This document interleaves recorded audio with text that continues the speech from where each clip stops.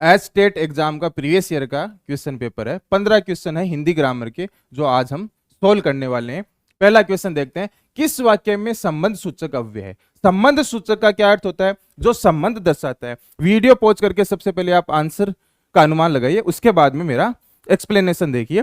संबंध सूचक अव्यय कौन सा होता है जो संबंध दर्शाता है? यहां पर आप देखेंगे, राधा ऊपर नाचती है, अनीता राधा से मधुर गाती है, राम बहुत तेज चल रहा था, मोहन आजकल ज्यादा बोलता है। तो यहां पर आप देखेंगे से को, यहां पर आप देख रहे अनीता राधा से सुंदर है, तो अनीता राधा में जो संबंध दर्शा रहा है से, यहां पर क्या हो गया? संबंध सूचक अव्यय हो गया। नेक्स्ट क्वेश्चन देखते हैं, अक प्रत्यय युक्त पद नहीं है। अक प्रत्यय किसमें नहीं है? आप इनका उच्चारण करो, उच्चारण से ही आपको समझ में आ जाएगा। विधायक अकार है, प्रेरक अकार है, निंदक अकार है, लड़ाक, लड़ाक में क्या आ रहा है? आकार है। तो यहां पर ज्यादा अंदर जाने की जरूरत नहीं है, शब्द के उच्चारण से ही आपको पता चल रहा है कि लड़ाक में आक प्रत्यय है, अक प्रत्यय नहीं है। नेक्स्ट क्वेश्चन देखते हैं, किस विकल्प में नित्य पुल्लिंग संज्ञा है जो पुल्लिंग के रूप में प्रयोग होता है, वो कौन सा है? खरगोश यहां पर क्या है? पुल्लिंग संज्ञा है। गिलहरी क्या है? स्त्रीलिंग आप जानते हैं। कोयल भी पक्षी स्त्रीलिंग, बटेर भी एक पक्षी होता है जो स्त्रीलिंग संज्ञा होती है। तो यहां पर आप देखेंगे इसमें राइट आंसर क्या हो गया? खरगोश हो गया, एक पुल्लिंग संज्ञा है जो आपके फर्स्ट राइट आंसर हो गया। नेक्स्ट क्वेश्चन देखते हैं, समास विग्रह की दृष्टि से अनुचित विकल्प है। अनुचित का क्या अर्थ होता है? जो उचित नहीं है, यानी हमें देखना कि गलत समास विग्रह किस ऑप्शन में किया गया है। गलत समास विग्रह किस ऑप्शन में किया गया है? ध्यान से देखिए, मातृ भक्ति क्या होती है? माता के लिए भक्ति। वाग्वीर, वाक में वीर, बिल्कुल सही है।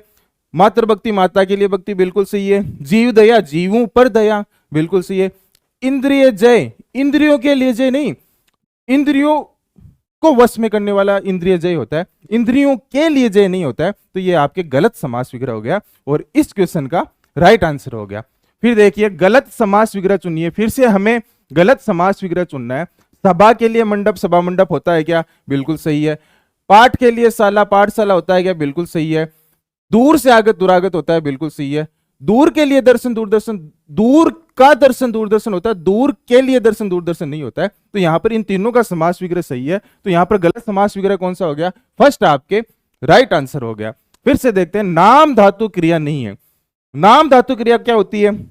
क्रिया में आपने पढ़ा होगा, जो संज्ञा सर्वनाम विशेषण से क्रिया बनती है उसे हम नाम धातु क्रिया कहते हैं। तो यहां पे आपने देखा कि लतियाना, तो जो लात शब्द है उस शब्द से लतियाना क्रिया बनी है। झूठलाना, झूठ संज्ञा से झूठलाना क्रिया बनी है। गलियाना गाली से बनी है। यहाँ पे सजाना सज धातु से बनी है, संज्ञा सर्वनाम विशेषण से क्रिया नहीं बनी है। इस कारण यहाँ पर नाम धातु क्रिया कौन सी नहीं है? ये नहीं है। बाकी सभी क्रियाएं संज्ञा सर्वनाम विशेषण से बनती है, वे सभी क्या होती है? नाम धातु क्रिया होती है। सजाना में सज धातु से बनने के कारण ये नाम धातु क्रिया नहीं है, ये धातु से बनी हुई क्रिया है।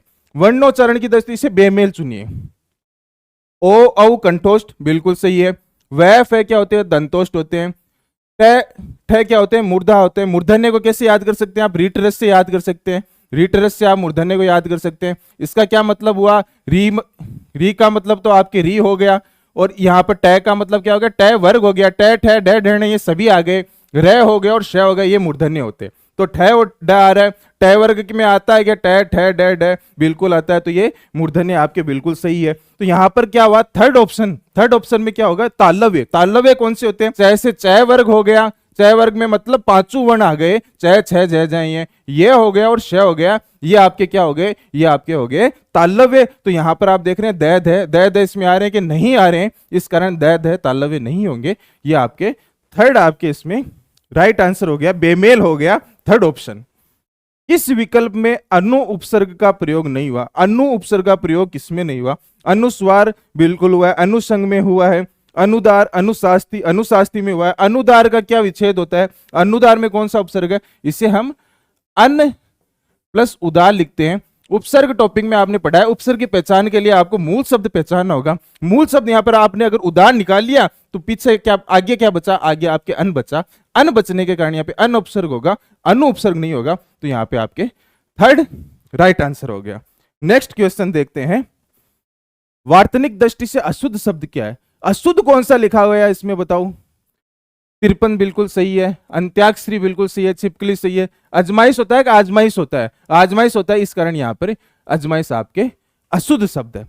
अनिश्चयवाचक सर्वनाम वाला वाक्य चुने। अनिश्चयवाचक जो अनिश्चितता का बोध कराता है। तो यहाँ पे देखिए, मैं कुछ पुस्तकें लाया हूं, इन्हें तुम रख लो, केवल वही तुम्हारी प्रशंसा कर सकता है, वह चाहता है कि तुम सदैव आगे बढ़ो।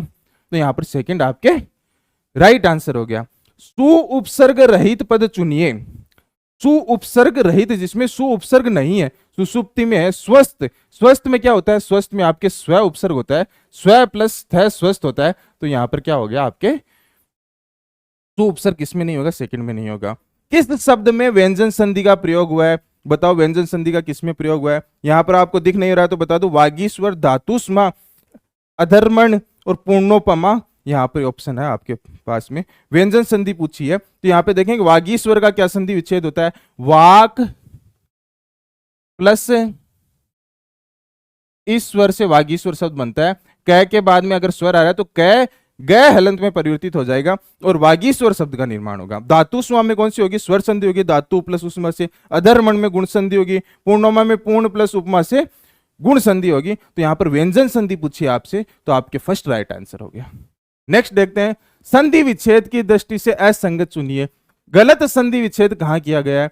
सुधी प्लस इंदर सुधिंदर सही है, अभी प्लस इष्ट अभिष्ट सही है, रजनी प्लस इष्ट रजनीश सही है। अब आप देखिए यहाँ पे नियम की पालना तो सभी ऑप्शन में हो रही है, दो ई मिलकर एक बड़ी ई का निर्माण कर रही है, कहीं कोई गलती नहीं है। मुश्किल सवाल है, लेकिन यहाँ पर आपको क्या देखना होगा, फणी प्लस इंदर में आपको देखना होगा फणी में ई छोटी लगाई हुई है। फणी का शुद्ध रूप आपके क्या होता है, फणी का शुद्ध रूप में ई बड़ी आती है। बस केवल यही एक तथ्य है जो इस क्वेश्चन को सही करा सकता है। तो गलत कौन सा हो गया, असंगत कौन सा हो गया, फर्स्ट हो गया। क्यों हो गया, नियम की पालना तो चारों में हो रही है, चारों में आपकी दीर्घ संधि है, लेकिन यहां पर ये अशुद्ध रूप लिखा हुआ है, फणी में ई की मात्रा बड़ी आती है, इस कारण ये असंगत आंसर हो गया। और राइट आंसर आपकी कौन सा हो गया, फर्स्ट हो गया। टहलना स्वास्थ्य के लिए लाभकारी है। टहलना, तो टहलना यहाँ पर क्या है, वाक्य में प्रयुक्त क्रिया है। तो टहलना को आपने देखा यहाँ पे एक टहलना क्रिया तो है, लेकिन यहाँ पे संज्ञा के रूप में प्रयोग हो रही है, तो क्रियार्थक संज्ञा ये आपके टहलना हो गई। लास्ट क्वेश्चन देखते हैं, प्रत्यय की दृष्टि से असंगत विकल्प चुन लिए जो सही नहीं है। तो यहां पर आप देखेंगे तो अणु प्लस एक से आणविक होता है, सपोला होता है, ये सभी आपके सही है। इसमें आप देखेंगे हथ प्लस ओड़ी नहीं होता, हाथ प्लस ओड़ी हथौड़ी होता है, तो हथ गलत है, यहाँ हाथ होना चाहिए। तो असंगत यहां पर कौन सा हो गया, फर्स्ट आपके असंगत हो गया और इस क्वेश्चन का राइट आंसर हो गया। तो आज आपने 15 क्वेश्चन सोल्व किए जो प्रीवियस स्टेट एग्जाम में आए हुए हैं। इससे ही नेक्स्ट वीडियो में हम और क्वेश्चन सोल्व करेंगे। चैनल पर नए हैं, सब्सक्राइब जरूर करें। धन्यवाद।